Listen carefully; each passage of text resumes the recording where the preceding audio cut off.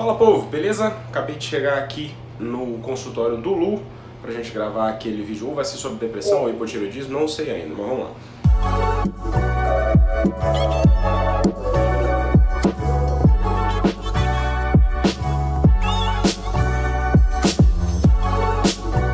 Galerinha, Dr. Lu, nosso grande amigo mais uma vez aqui. A gente tinha feito aquele questionário no pedal de domingo, né? Se qual que o pessoal preferiria, seria hipotireoidismo ou depressão. Só que essa semana você teve dois... Vamos falar de hipotireoidismo, cara. Coincidentemente, né, eu já vinha percebido isso em alguns atendimentos, uma prevalência um pouco maior de diagnósticos de hipotireoidismo em ciclistas. Eu tentei fazer uma abrangência de estudos que façam uma correlação entre o hipotireoidismo e o ciclismo e não existe. Não tem esse porquê, nada, né? Busquei em inglês, em espanhol, em português, não tem nada consistente que comprove isso. Mas eu venho percebendo isso, que os ciclistas têm uma prevalência maior, e nessas últimas 2 semanas a gente fez aqui nesse consultório 2 diagnósticos de um hipotireoidismo real. Então vamos falar aí sobre tireoide. E você consegue imaginar, assim, dentro da sua experiência, do porquê que poderia existir essa correlação? Sei que não é nada assim, mas assim, uma suposição do porquê seria? Sem dúvida tem relação com o tempo de esforço em que o ciclismo expõe o atleta. Então, ou seja, esses treinos muito intensos, acordar muito cedo, né, essas quebras de limites, esses longões que você passa 7 horas, 8 horas pedalando, sem dúvida, na minha opinião, é o que vem fazendo essa predisposição de um ataque imunológico do organismo à tireoide. Então, já entrando um pouquinho no assunto, o hipotireoidismo mais comum é chamado hipotireoidismo de Hashimoto, é a doença de Hashimoto.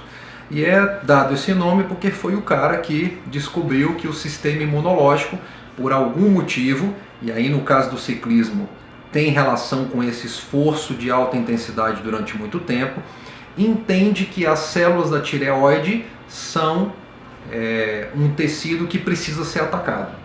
E aí o sistema imunológico começa a atacar essas células inflamam, inicialmente até aumenta um pouquinho a produção dos hormônios tireoidianos, mas logo em seguida essas células são destruídas e aí cai drasticamente a produção de hormônios tireoidianos, né? Então a tireoide fica aqui na região do pescoço, essa região anterior, é uma glândula que tem 2 lobos, né? Ela parece uma borboletinha, tem o lado direito e o lado esquerdo, e um istmo que liga essas 2 asas da borboleta. E o hipotireoidismo é uma doença em que tem tratamento, é um tratamento fácil, mas normalmente o diagnóstico é muito tardio. O cara fica muito tempo com hipotireoidismo sem o diagnóstico de hipotireoidismo. E quais são os sintomas principais do hipotireoidismo para o cara às vezes tentar... A gente só está descobrindo o problema de ciclista, né? Testosterona lá. Mas bom, acho que esse é o objetivo. Esse tal desse ciclismo não é fácil não, viu? O negócio é agressivo e até alguém me mandou aí um linkzinho aqui dizendo que o ciclismo não faz bem à saúde, né? Eu até fiquei de ler, uma hora eu vou arrumar um tempinho pra gente discutir isso aqui. Mas voltando pro hipotireoidismo, cara, a gente tem, dores musculares, cansaço, indisposição, queda de cabelo, inicialmente uma leve perda de peso, mas depois dificuldade de perder peso ou aumento de peso, depressão, intolerância às atividades físicas, edema de pálpebras, insônia, irregularidade do intestino. Ou seja, são sintomas em que normalmente a gente fala, isso é só uma fase, isso é porque eu estou cansado, é porque eu estou estressado, eu não estou comendo bem. Então são sintomas que quando eles são leves, a gente acaba não levando a sério, né? Não dando a importância que eles têm, e essa investigação do hipotireoidismo fica muito para frente e o paciente deixa de ter uma qualidade de vida muito melhor com um tratamento simples, né? Ou seja, o tratamento do hipotireoidismo é um tratamento de reposição do hormônio. Então, ou seja, isso é estudado há muito tempo e e com melhoras, com benefícios terapêuticos muito bons. Você volta a pessoa para os níveis de hormônios tireoidianos de forma tranquila. Obviamente que existe um processo para a gente acertar a dose dessa reposição, mas de um modo geral é um tratamento simples e que a gente consegue a correção total do hipotireoidismo. E o hipotireoidismo ele requer um tratamento para a vida toda, ou você consegue talvez voltar a tireoide com o funcionamento normal dela sem a necessidade de medicamento? Bom, quando tem a destruição das células, que é a grande maioria dos casos, o tratamento é para a vida inteira. Ele vai repor, né, a levotiroxina, que é o hormônio produzido pela tireoide, durante toda a vida. Tá, não tem... o meu pai, não sei se vocês conhecem, ele já teve o hipertireoidismo, que foi, disse que é até mais complicado, né, porque ele te deixa acelerado demais, né? Começou a perder peso demais e tal. E aí ele teve um nódulozinho na tireoide, precisou fazer uma biópsia para ver o que era, se era alguma coisa. Acabou que não era nada, era só um bócio, coisa assim. E aí ele tirou e ele ficou com hipo, porque tirou uma parte grande da tireoide para fazer. Aí hoje ele toma um remedinho lá que ele tem que tomar todo dia. Pois é, então a gente tem a tireoide tem 3 coisas importantes que a gente precisa avaliar. Uma delas é a hipoprodução do hormônio da levotiroxina, que é o hipotireoidismo. E a gente tem também as doenças de tireoide que geram o hipertireoidismo, que é a hiperprodução desses hormônios tireoidianos. A gente tem 2 doenças mais comuns quando a gente fala de hipertireoidismo. Uma delas chama-se Graves, que é uma doença em que você tem uma inflamação de todas as células da tireoide. E essa doença gera uma produção pelo tecido inflamado, as células ficam aumentadas, tem um disparo dos hormônios que estão já armazenados na tireoide, e isso gera um hipertireoidismo, chegando a muitos pacientes, quando tem essa inflamação um pouco mais súbita, gera internação, né? Ou seja, é uma doença que debilita, né? Chama-se tireotoxicidade. E aí o paciente precisa de tratamentos terapêuticos e cuidados intensivos.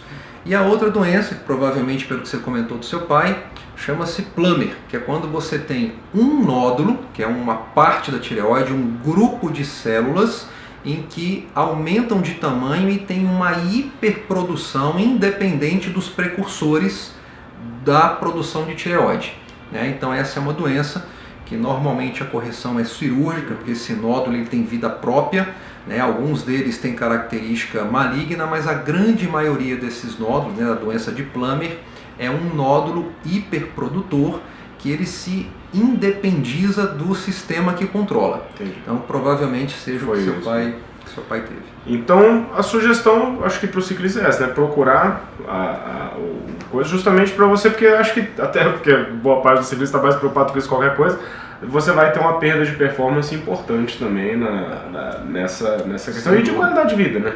Nos dois, né? Tanto no hiper quanto no hipo, a perda de performance ela é notória. Então, ou seja, não insista, né? Quando você sente que está diferente, que você mudou o seu perfil de intestino, de irritação, de queda de cabelo, de diminuição da linha de ascensão dentro dos seus treinamentos, uma das possibilidades é o hipo ou hipertireoidismo. Então isso precisa ser investigado. E a outra preocupação que a gente tem, e que estou com alguns pacientes aí em acompanhamento, são os nódulos, né? Então os nódulos, às vezes você tem nódulos na tireoide e não muda absolutamente nada o comportamento dos hormônios produzidos por ela. Então os nódulos tireoidianos, de uma forma geral, exceto essa doença que seu pai teve, provavelmente seja por esse adenoma, né, esse nódulo hiperprodutor, a gente tem nódulos na tireoide, alguns malignos, alguns benignos, né, a grande maioria é benigno, que não gera alteração nos exames laboratoriais. Você continua com um eutireoidismo, com uma produção normal de hormônios tireoidianos. Porém, esses nódulos precisam ser acompanhados. E aí o que a gente faz para acompanhar esse nódulo inicialmente é com a ecografia de tireoide. A gente usa o Doppler também para ver como é que está a vascularização em volta desses nódulos.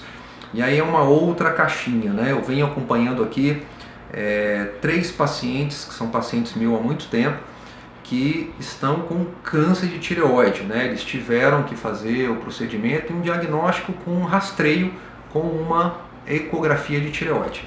Hoje em dia virou uma febre, né? Porque a ecografia é um exame fácil de ser feito, é um exame rápido, não invasivo, que não tem radiação. E aí a gente começou a ter esse exame feito de uma forma indiscriminada, né? Existem alguns critérios para a gente dizer que tem que fazer uma ecografia, e aí foram achados um monte de nódulos, né? Que normalmente são nódulos que não têm absolutamente nenhuma repercussão, mas esses nódulos precisam ser acompanhados. Existem características dele, né? Se ele é hipoecóico, se ele é hiperecóico, o tamanho, o formato, a vascularização em volta. Então existe acompanhamento, e aí não adianta fazer uma consulta, você tem que ter um acompanhamento, né? Às vezes, dependendo da idade e da característica do nódulo, ele precisa ser feito a cada 6 meses, a grande maioria de ano em ano, e alguns nódulos que são muito benignos, característica muito benigna, a gente faz a cada 2 anos, a partir dos 40 anos.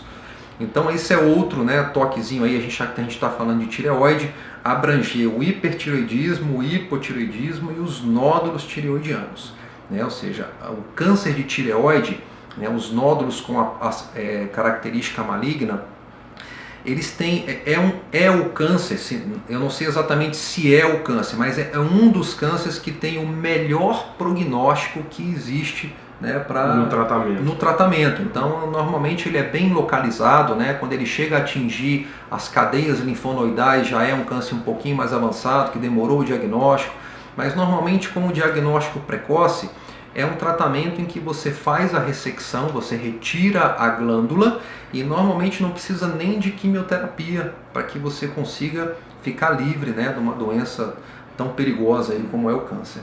E até interessante, bom, esse é o terceiro assunto que a gente aborda aqui. A gente abordou primeiro a questão da queda de testosterona gerada pelo ciclismo, daquele aspecto mais extremo do overtraining, né, que é a rabdomiólise, e agora a questão do hipotireoidismo. Engraçado que muitos sintomas são parecidos, né? Exatamente. Você tem aí uma queda de disposição, de performance, aquela sensação meio de letargia, assim, né? Então, ou seja, 3 coisas graves, né, que tem todos esses sintomas, então fique esperto nesses sintomas. Exatamente, assim, é muito difícil, né, assim, normalmente os sintomas se confundem, né, assim, a gente falou aqui de 3 coisas que têm sintomas muito parecidos, mas podem até ter 2 casos acontecendo ao mesmo tempo, né? O cara pode estar com a testosterona baixa com o hipotireoidismo junto ali, né? Ou até os 3. Ou os 3. Então, assim, é complexo e a gente precisa ter, assim, todo paciente, todo ciclista precisa ter pelo menos um clínico geral dedicado para fazer esse acompanhamento a longo prazo, né? Então, o homem em geral, as doenças, a grande maioria das doenças tem uma prevalência mais no homem, porque geralmente o homem procura menos esse acompanhamento prévio, né? Ou seja, antes da doença, do que a mulher. Então, como a grande maioria aqui do ciclista, a gente acaba tendo mais homens do que mulheres, né? A gente bate o olho nos pelotões aí, tem um percentual muito menor de mulheres, né? Então, é um alerta aí realmente para o grupo masculino, né? Ou seja, não façam isso, não deixa a coisa aí para quando tiver sintoma severo procurar o médico. Procure antes, né? Faça um acompanhamento antes. Eleja alguém para cuidar de você a longo prazo. Legal. E, como sempre, deixar aqui os contatos da clínica aqui que o Lu atende, o Instagram dele também para vocês. E eu vou deixar aqui linkado também os outros 2 vídeos que a gente fez, que caso você tenha assistido esse como primeiro, para facilitar aqui também de você ver os outros 2 assuntos que são muito importantes também. A questão da rabdomiólise, por exemplo, eu não fazia ideia de que era um troço tão grave, né, que é tão complexo assim. E a queda de testosterona também, que pelo que a gente até, desde que a gente conversou, parece que está bem recorrente também, né? A quantidade de ciclistas com baixa testosterona, e pelo que você está falando, o hipotireoidismo também está. Então vamos tem tratar que ser uma avaliação, né? As baixas de testosterona, elas precisam ser avaliadas com muita atenção, né? Você ter um exame com a testosterona mais baixa, isso não quer dizer que você tem uma má produção, né? Dependendo do perfil da análise, como a gente falou lá do Cabeleira, né? Do que é um atleta de altíssima performance, isso pode ser por consumo. Então você coleta lá o exame, a testosterona está baixa, você fala, puxa vida, não estou produzindo testosterona. Existe uma análise por trás disso, com outros exames e outros hormônios, para você definir se realmente é uma incapacidade do teu corpo produzir testosterona ou se você está utilizando um volume alto de testosterona que você está produzindo. Então tudo isso é com calma, com tranquilidade, né? Ou seja, não se fecha diagnóstico olhando para um exame propriamente dito. A gente não trata o exame, a gente trata o paciente. Então, é isso, pessoal. Mais uma vez, Lu, obrigado. Sempre um prazer aí falar com vocês. Dica. E os contatos dele estão aqui. Se quiserem, o cara é legal pra caramba. E jiu-jitsu também, se quiser tomar umas amassadas lá. Mas tá ficando bom, viu, cara? O bicho é duro, meu irmão. Tá legal demais. Escangalhado o ombro aqui. Final de semana a gente foi lá pra fazer uma trilhinha lá na Tapajós, né? Resgatamos o Rodriguinho. Bacana lá, e o homem botou um ritmo tão grande que foi todo mundo pipocando, né?